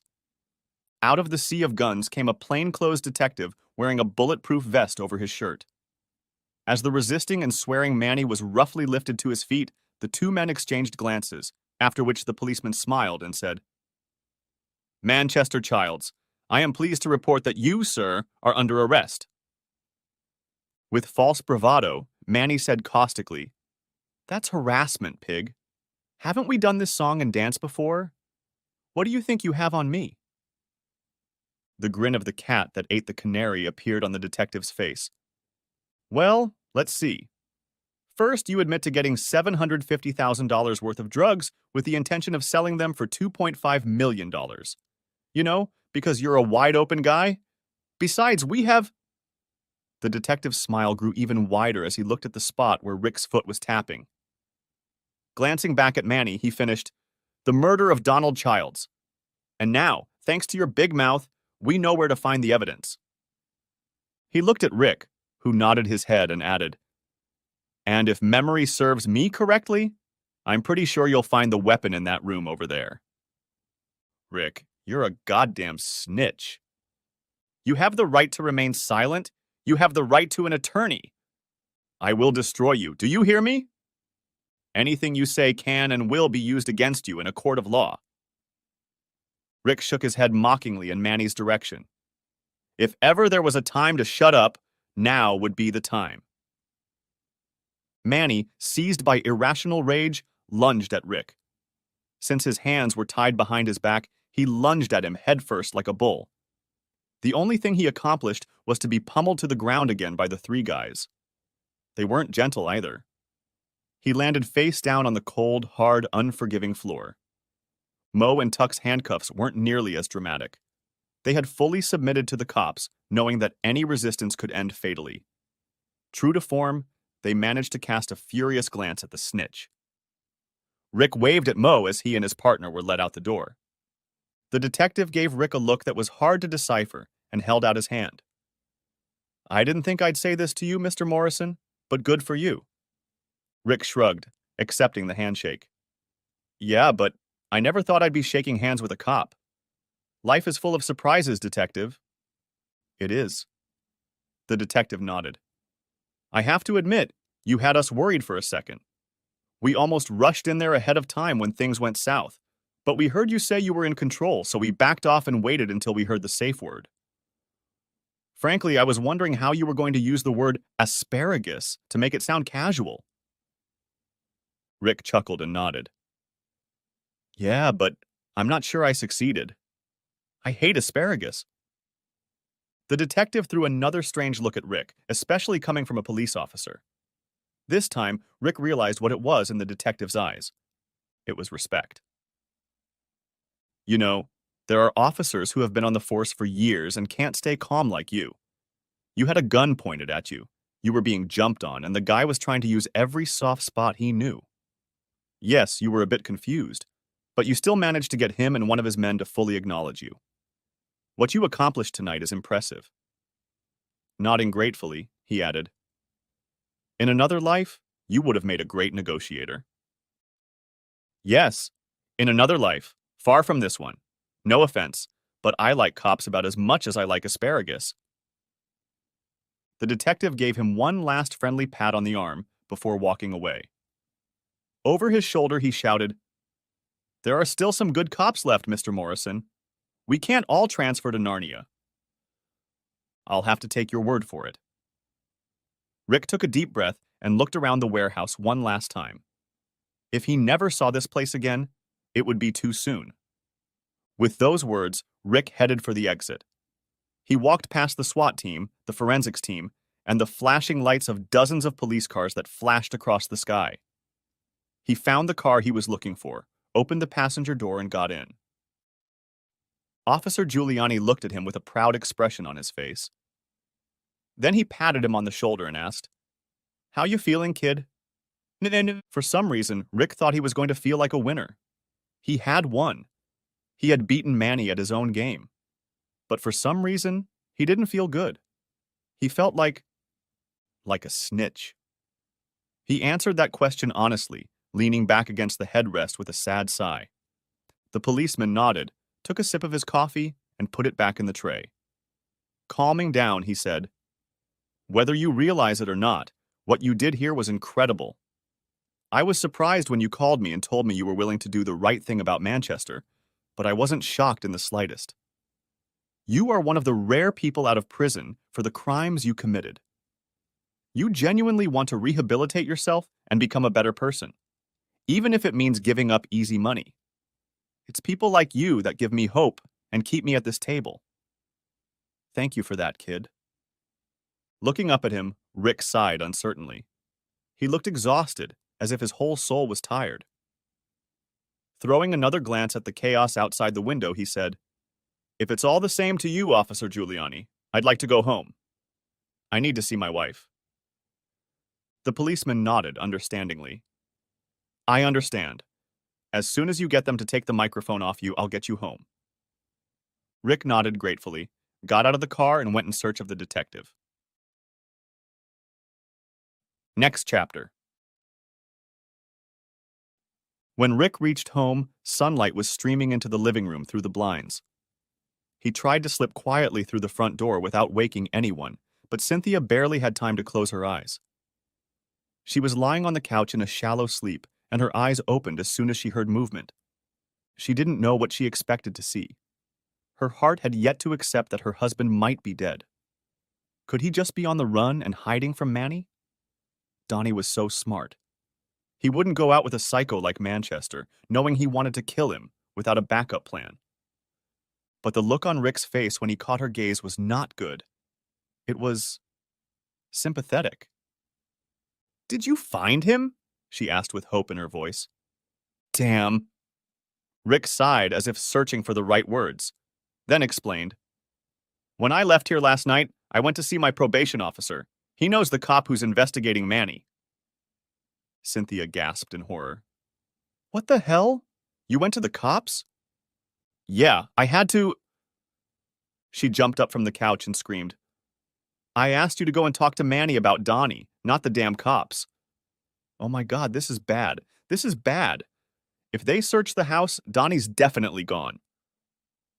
What are me and the kids gonna do if he goes to jail? Oh my God, oh my God, oh my God, oh my God." "Cynthia!" exclaimed Rick, grabbing her by both shoulders to make her stop. When he got her attention, his voice lowered and he said, "Donnie's dead." "Huh?" He didn't want to repeat it. As the words hung in the air, he saw realization begin to dawn on her face. Her lips moved, weakly trying to form words. Nothing but inarticulate sounds came out until she said quietly, almost in a whisper, "He can't be dead. I saw him only yesterday." She looked at him as if begging him to give up those two words. She would have heard anything but that. But he could neither do what she wanted nor say what she needed to hear. Instead, he said, "Manny confessed to destroying it." The grotesqueness of that sentence struck her to the core. Tears streamed down her face, turning into a mirror of pain and horror. "No, no, no, no, no," she screamed as her shaking body began to collapse before his eyes. She collapsed under the weight of her new reality and began to fall to the floor. Fortunately, Rick saw that she was about to fall, so he quickly put his arms around her and led her over to the couch. "Oh my God!" She howled as the widow's song of heartbreak burst from her lips. She sobbed loudly into Rick's chest and beat him with her small fists. "He can't be dead! You're lying! Please don't lie!" It seemed to him that they weren't alone. Glancing toward the hallway leading to the bedrooms, he saw his wife and mother-in-law standing there. There was a look of heartbreaking sympathy on each of their faces as the woman in Rick's arms bitterly mourned the end of her world. When he and his wife met their gazes, she got a good look at his face. The bruises left from the altercation with Mo and Tuck were now clearly visible. Her worry for the woman evaporated as she now had new worries. Rick? Can I talk to you in the kitchen, please?" Tracy asked with excessive politeness. He wanted to object to leaving Cynthia like this, but his wife's notes of icy politeness piqued his curiosity. So he told Cynthia that he would go into the next room but would be back shortly, and met Tracy at the dining room table. "How are you?" he asked with a note of impatience in his voice. "What's up?" she repeated, shrugging wryly. "You're telling me? You took my phone and left last night without saying anything to anyone, and now we find out you went to the police to turn Manny in. Not to mention you look like you've been in a fight. What exactly is going on here?" "It's a long story." "I'm listening." And Rick began to tell her the abridged version. Perhaps he should have softened some of the details, because he didn't get very far before he was interrupted. When he got to the sentence about meeting 3 guys in a warehouse wearing wire cleverly disguised as a belt buckle, Tracy freaked out. "Wait! What?" screamed Tracy. "You wore a damn wire to talk to Manny and his goons, and you went out there by yourself. With Manny? Are you crazy?" Rick was somewhat discouraged by her choleric response. Then he felt insulted by her hypocrisy. "Yes, with Manny. The same dangerous criminal you've been having an affair with for God knows how long." Indignation immediately appeared on her face, and she replied, "So that's why you did it. You risked your damn life to get back at me." "Petty revenge? Isn't that why you had fun with him in the first place?" Martha, who had quietly entered the kitchen and sat listening, could see that the conversation was spiraling out of control and losing meaning. With each exchange, they grew louder and louder, descending further and further down the rabbit hole of drama. No doubt their grief-stricken guest in the living room had already heard every word. "Will you both stop it?" she shouted sharply, causing the couple to instantly stop bickering and turn toward her. Stepping closer and lowering her voice, she said, "This poor woman just found out that her husband was beaten, and you two are sitting here arguing about it? This is not the time, place, or way to have this discussion. This is about her right now, not this soap opera you two are making. Do you understand me?" Like scolded siblings, they both lowered their heads. Almost in unison, they said, "Yes, ma'am."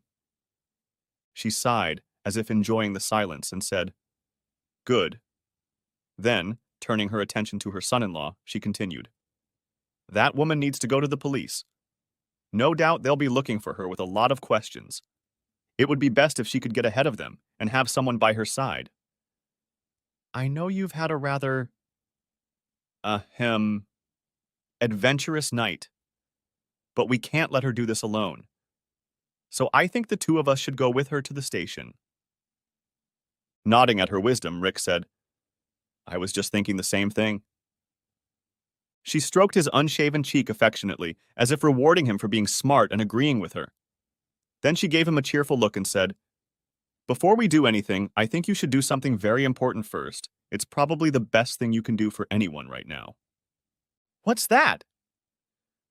"Take a shower." She said it with a twisted smile. It broke the tension in the room, and the three of them laughed. Rick left to rid them of his stench. Tracy tried to leave too, but her mom grabbed her arm. "You know he did that for you and Anya, right?" Tracy lowered her eyes and nodded. "I know. Manny coming to my work scared him a little. I could see it in his face when I told him." She grinned bitterly, then added, "That's what made him finally stop ignoring me." Martha smiled admiringly. "I don't think there's anything in this world that scares that man more than harming you two. He doesn't even fear for his own life. He risked it because Manny became a danger to you, and he'd gladly do it again." "But that's what scares me, Ma. He could have died tonight. I can't lose him again. I won't survive it." Tracy became so agitated that she broke into sobs. Martha pulled her daughter to her and hugged her tightly. She lovingly stroked Tracy's head and said in a comforting whisper, "It's time for you two to learn to communicate. You need to be able to tell him these things without anger or resentment. Then you can both do what you do best. Fight for each other until your last breath."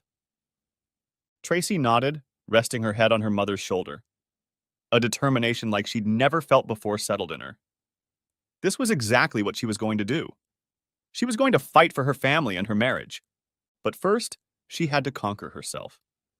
She had to finally let go of the simmering anger that was constantly bubbling up inside her. Every time she thought about life without Rick, she felt the knife of betrayal stabbing into her. Yes, she was the one who had cheated, but he had cheated first. He cheated with Manny when he decided to keep her longer than he should have. Did Rick's love for his family so overshadow his love for Manny that he would choose him? That's exactly what he'd done when it came down to it. He'd chosen Manny. So she had too. Rick was right about one thing. Her act had been petty. She could admit that.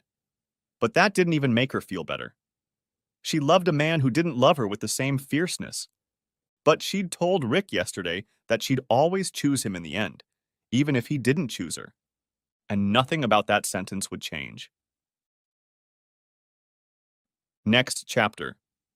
Making the choice to do what he did was the hardest thing for him to do.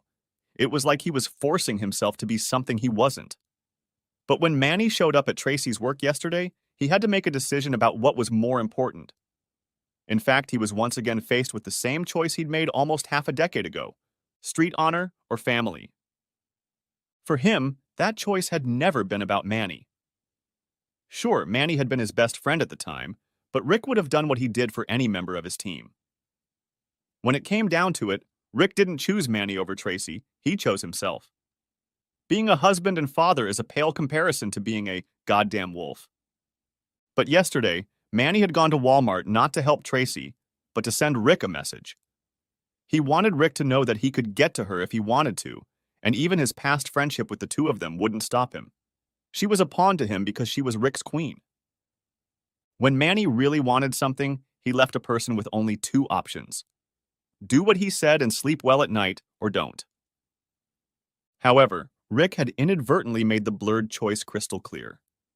Now all that was left to ask was who would respond to Manny's not-so-subtle chess move: the husband or the wolf? The Rick of yesteryear would have acted like a thug in this situation. He would have grabbed a gun, shoved it in the mouth of one of Manny's little buddies, and made them mutter where to find him. He would then break into his house and wait for him to come home.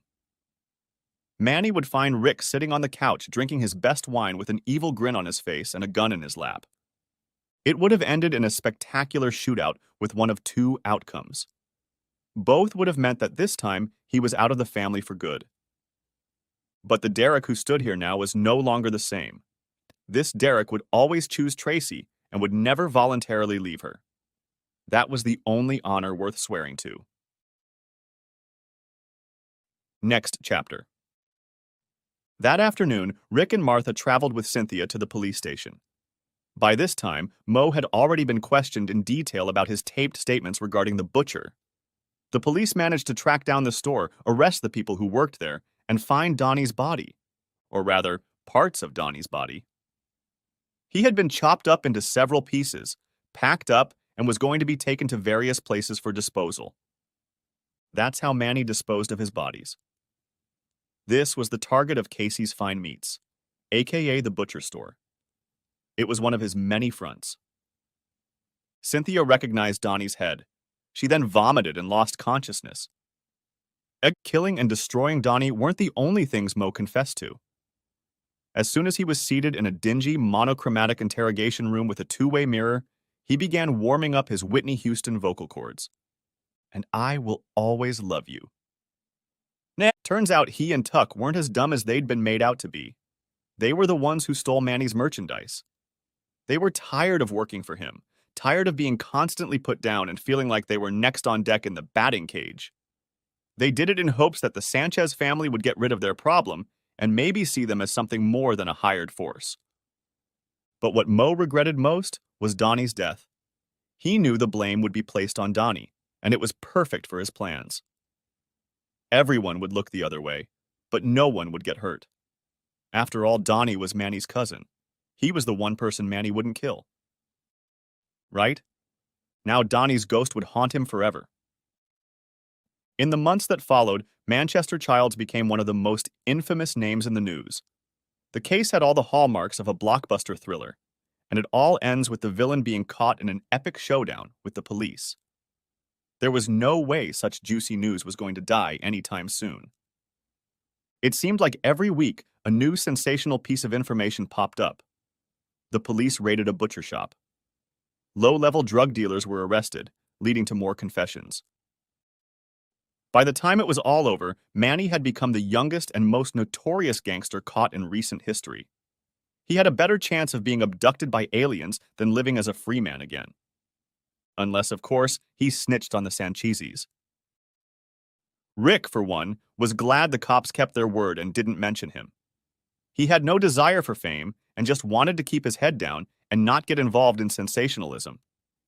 Besides, where he came from, being a snitch wasn't considered heroic.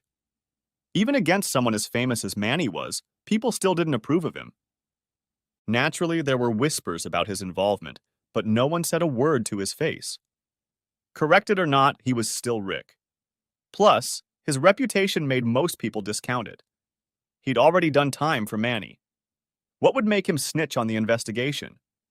It was probably a good thing Manny had kept quiet about entertaining Tracy. There weren't many people who would take that little bit with a smile. All Rick had to do was live his life, serve his parole, and become a normal citizen like everyone else. Yeah, that's right. Easier said than done. Rick may have helped take a criminal off the streets and gotten praise from the police, but the downside of not knowing about it was that in the eyes of the business world, he was still an ex-convict. Places that hired ex-convicts didn't do it out of the goodness of their hearts. They hired them because they were disposable. The pay was minimal, and nobody cared if they were treated fairly. He could be a free man, but the shackles of prison still gripped his wrists tightly. His past haunted him from job to job, employer to employer. Martha worked with Rick, trying to help him become less threatening in the workplace. The intimidation that helped him on the streets had the opposite effect at work. The two of them worked on softening his demeanor, speaking eloquently, and controlling his temper. He tried to incorporate all these lessons into his life, hoping that one day someone would see him as a person trying to be a better person. But we all know that life doesn't arrange itself so neatly. Like the stink of a skunk, nothing he did spared him from a criminal record. Imagine listening to your short, middle-aged, out-of-shape employer belittle you in front of everyone because it makes him feel good that he can push the big guy around? Or the hopeless feeling of being blamed every time something goes missing? How about accepting that the women in the office feel unsafe, even though he's done nothing to make them feel that way? It's been that way in all of his jobs. Pride is a tough pill to swallow, especially when you have to wash it down with crap sandwiches and stuff every day. But every time he found himself ready for the reincarnation of the wolf, He pulled a crumpled and battered picture of Anya out of his pocket to remind himself what he was fighting for. And then, finally, life smiled on him. Martha had started dating a nice man she had met. After being away from dating for so long, she was already rusty. But he was kind and patient with her. And while that was insignificant to Rick, to Martha, the fact that her new beau was a business owner made a big difference, especially if that business was a chain of hair salons. Don't forget that Manny ran multiple money laundering businesses. Which one was Rick in charge of? Oh yeah, the barber shop. Next chapter. 2 years later. Rick rang the buzzer of the familiar building in front of him. Wrapped in a thick coat, the harsh wind whipped across his face, which was the only exposed part of his body. "Can I help you?" said a familiar voice in an indifferent tone. "Derek Morrison," he replied. The buzzer jingled loudly, letting him know to quickly make his way inside. As he approached Linda's desk, he smiled broadly at her. Of course, she just looked at him with the same disinterest she'd been looking at him with for his entire probationary period. "You may pass," she said nonchalantly, and went back to her computer. "I bet she doesn't do anything on that computer except play solitaire," joked Rick to himself as he headed toward the office. Tapping lightly on the glass of the open door with his knuckle, he caught Officer Giuliani's attention before walking in and sitting down. "Mr. Morrison, good to see you today," he said, opening the manila folder that lay directly in front of him. Rick nodded his acknowledgement and then continued. "This is your last probationary visit. I, for one, couldn't be happier. You're a pain in my ass." "Well, it's a big ass. I think you can handle it," said Rick jokingly. "Besides, I think you'll miss me." "I'll miss you like a headache." "An adorable headache?" Throwing him a blank stare over his glasses, the policeman asked, "Is there such a thing as a charming headache?" At that, they both laughed. For Rick, this last visit was bittersweet. He was glad he was finally off probation, but he would definitely miss Officer Giuliani. That man, that cop, had had a profound impact on his life. He was definitely one of the good ones. It was nice to see that there were those left who didn't have to go to Narnia. The rest of the visit went pretty quickly. Rick didn't have to pee in a cup, nor did he have to talk about his job search. He liked working at the barber shop. He got along with his coworkers, he had regular customers, and he was making decent money. Now he and Tracy had their own apartment downtown and even a new car. Things were finally looking up for him. When Officer Giuliani escorted him outside for a cold weather smoke break, he said, "By the way, congratulations on the birth of your baby. I know I'm probably 7 months late. Do you know what you're having?" Glowing with pride, Rick replied, "Anya is having a baby brother. His name is Noah." "Noah?" repeated Officer Giuliani, and nodded, running it through his head. "I like it. Really biblical." "Yes, that's why I chose it. Noah was the man who survived the flood that wiped out everyone else. He chose his family and listened to the voice that told him to do the right thing over the world around him." Smiling proudly and shaking Rick's hand, Officer Giuliani said, "I'm glad he did that." When the two men parted for the last time, each was left with the realization of the profound impact the other had on their lives. There are people who come into your life for a season and people who stay for a lifetime. But even the most short-term relationships can have lasting effects. Next chapter. Rick brushed the snow from his feet onto the mat before turning the key and unlocking the front door. He didn't feel like listening to Tracy's words about smearing snow on the carpet. He smiled to himself as he repeated the thought. His front door, where he lived in his apartment with his family. It sounded nice. "Dad." That's what greeted him inside as the tiny imp rushed toward him. Picking her up in his arms, he tickled her belly. "You're getting too big for Daddy to pick you up. What does Mommy feed you?" "Hot dogs," she squeaked, trying to break free from his fingers. Tracy walked over to him, holding onto her bulging belly. Her swollen bare feet made almost no sound as they made their way across the carpet. She stood on her toes and kissed him, then looked disapprovingly at his shoes. I knocked all the snow off them, he defended himself, already realizing where this was going. She replied with a disgruntled look. They're still wet, Rick. That's why I'm telling you to take them off outside before you walk across my carpet. Okay. He gave up. Putting his daughter on the floor, he took off his shoes and carried them to the hall closet. Then he turned to his wife and with an exaggeratedly open hand motion as if to ask, satisfied? She only rolled her eyes irritably. Rick could only stare at his wife in amazement. How could a woman be so beautiful?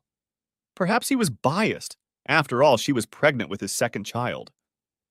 But if he had to cast his vote for the most beautiful woman ever to be born, it wouldn't even be there. Dinner was served shortly afterward. The family sat down at the table, and Tracy looked at each of them. Everything was perfect. This moment was exactly what she wished for every night when Rick was locked up. She didn't need money and cars to be happy. Everything she could ever wish for was sitting right here at this table, stuffing spaghetti into their mouths. Despite this, gloomy thoughts filled her, crowding out the happy ones. She couldn't escape the feeling of remorse. This was something she had almost lost, something she deserved to lose. What would her life be like if Rick hadn't forgiven her? What if he'd just walked away? Or worse? She didn't even notice the tears flowing. It wasn't until Rick raised a concerned look at her that she realized how much misery was written all over her face. Trace? What happened? Trying to gather her thoughts, she tried to speak up, but the words wouldn't come. I just... What, baby? The sob that had been waiting to come out for so long came out. Rick rose from his seat and squatted down next to her. As he soothingly stroked her back, she was finally able to say, I'm just so happy. To that, he only smiled and stroked her arm. I am too. I know I was against marriage counseling at first, but I'm so glad your mom insisted on it. I'm starting to believe she's our guardian angel. Oh my God, said Tracy, bursting into tearful laughter. Please don't ever tell her that. She already thinks she knows everything. He gently kissed her salty, tear-soaked lips. I love you. I love you too, Rick. At the table, Anya must have felt left out. With spaghetti sauce coating her mouth, she threw her hands up in the air and asked, Who loves me? Both parents looked at each other playfully for a moment and then rushed over to her. She squealed and giggled with delight as each parent took her cheek and gave her a loud, boisterous kiss.